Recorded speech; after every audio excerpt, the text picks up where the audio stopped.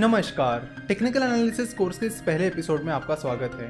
Fundamental analysis course, stock market course for beginners, the ultimate guide to mutual funds, इन 3 courses के बाद हम technical analysis का ये कोर्स ला रहे हैं। जब भी हमें स्टॉक मार्केट में किसी कंपनी में इन्वेस्ट करना होता है या किसी कंपनी का शेयर खरीदना होता है तो हमें सबसे पहले यही चीजें बताई जाती है कि पहले आपको एनालिसिस करना होगा।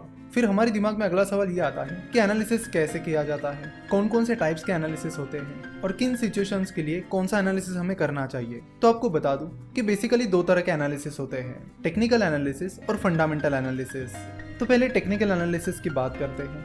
टेक्निकल एनालिसिस में कंपनी के शेयर प्राइस और कंपनी के वॉल्यूम का एनालिसिस किया जाता है और उनका एनालिसिस करके उस कंपनी की फ्यूचर प्राइस को प्रेडिक्ट किया जाता है।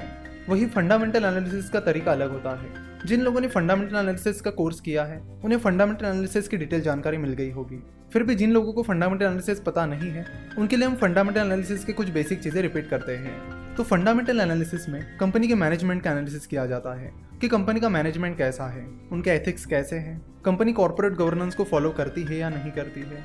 देन कंपनी के फाइनेंशियल स्टेटमेंट्स को देखा जाता है और उनका एनालिसिस किया जाता है, जैसे कि balance sheet, profit and loss statement, cash flow statement, इनका एनालिसिस किया जाता है। उसके बाद कंपनी के प्रोडक्ट्स और सर्विसेज का एनालिसिस किया जाता है कि कंपनी के प्रोडक्ट्स क्या क्या है, कंपनी की सर्विसेज कौन कौन सी है, उनकी फ्यूचर में क्या डिमांड हो सकती है, फिलहाल वो प्रोडक्ट्स एंड सर्विसेज कैसे परफॉर्म कर रहे हैं, कौन सी नई चीजें कंपनी आगे चलकर लाने वाली है। इन सारी चीजों का एनालिसिस किया जाता है। साथ ही कंपनी का वैल्यूएशन निकाला जाता है और उसके बेसिस पर डिसाइड किया जाता है कि इस कंपनी के शेयर्स को किस प्राइस पर खरीदना सही रहेगा।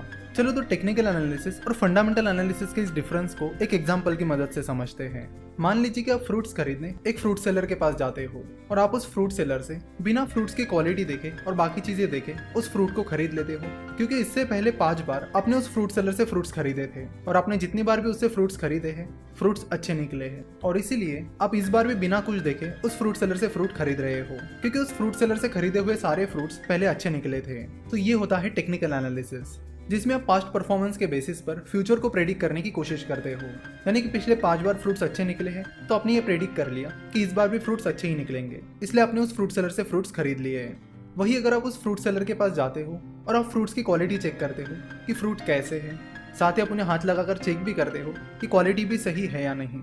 उसके अलावा आप फ्रूट सेलर का भी एनालिसिस कर रहे हो कि वो फ्रूट सेलर कैसा है, वो अच्छे फ्रूट्स बेचता भी है या नहीं, वो अच्छे फ्रूट्स बेचकर अच्छा बिजनेस करता है या फिर कुछ भी बेचकर बस पैसे कमाने की कोशिश करता है, जिस प्राइस पर वो फ्रूट्स बेच रहा है वो सही है या नहीं। ये सारी चीजें जब आप चेक करते हो तब आप फंडामेंटल एनालिसिस कर रहे होते हो।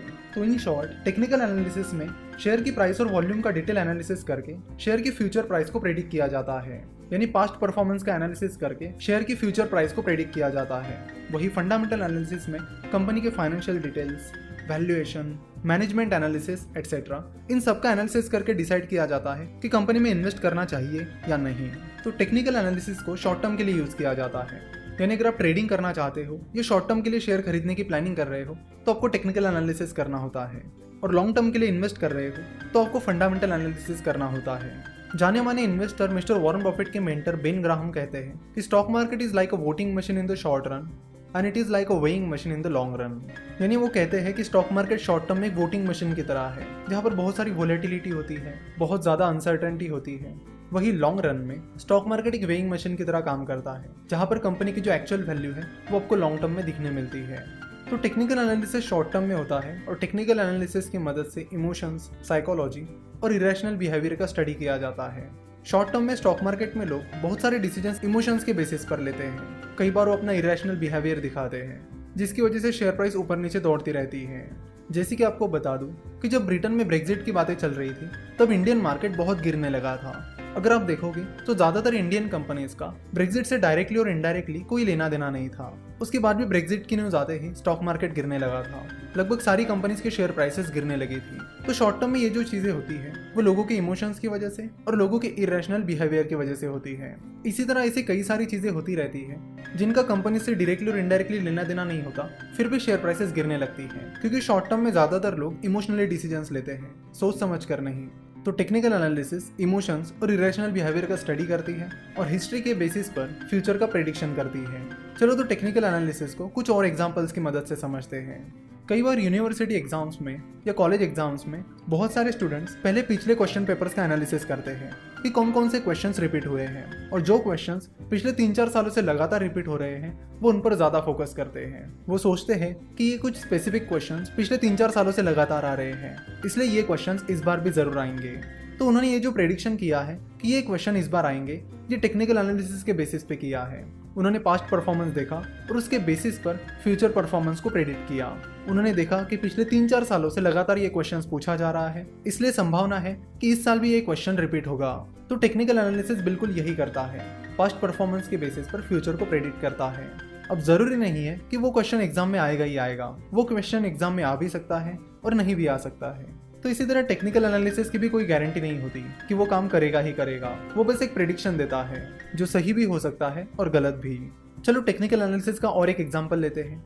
हम सभी का एक दोस्त ऐसा होता ही है जो बोलता है कि मैं 10 मिनट में आ रहा हूँ और फिर आधे घंटे बाद आ जाता है। तो शुरुआत में 1-2 बार जब आपका वो दोस्त आपसे कहता है कि मैं 10 मिनट में आ रहा हूँ और आधे घंटे बाद आता है, तो उसके बाद से अगर आपका वो दोस्त आपको नेक्स्ट टाइम बोलता है कि मैं 10 मिनट में आ रहा हूँ, तो आप पहले ही दिमाग में प्लान करके रखते हो कि आपका ये दोस्त आधे घंटे बाद आएगा और आप उसके अनुसार अपनी प्लानिंग करते हो। तो अगेन आपने ये जो डिसीजन लिया है वो टेक्निकल एनालिसिस के बेसिस पर लिया है। तो ये था टेक्निकल एनालिसिस का इंट्रोडक्शन। नेक्स्ट पार्ट में हम टेक्निकल एनालिसिस की हिस्ट्री के बारे में बात करेंगे, उसके बाद हम जापानीज कैंडलस्टिक चार्ट के बारे में बात करेंगे और उसके अलग अलग टर्मिनोलॉजीज के बारे में भी जान लेंगे। तो आज यहीं पे रुकते हैं और आशा करते कि आपको टेक्निकल एनालिसिस क्या होता है ये समझ में आया होगा। तो नेक्स्ट लेक्चर से हम टेक्निकल एनालिसिस को शुरुआत करेंगे।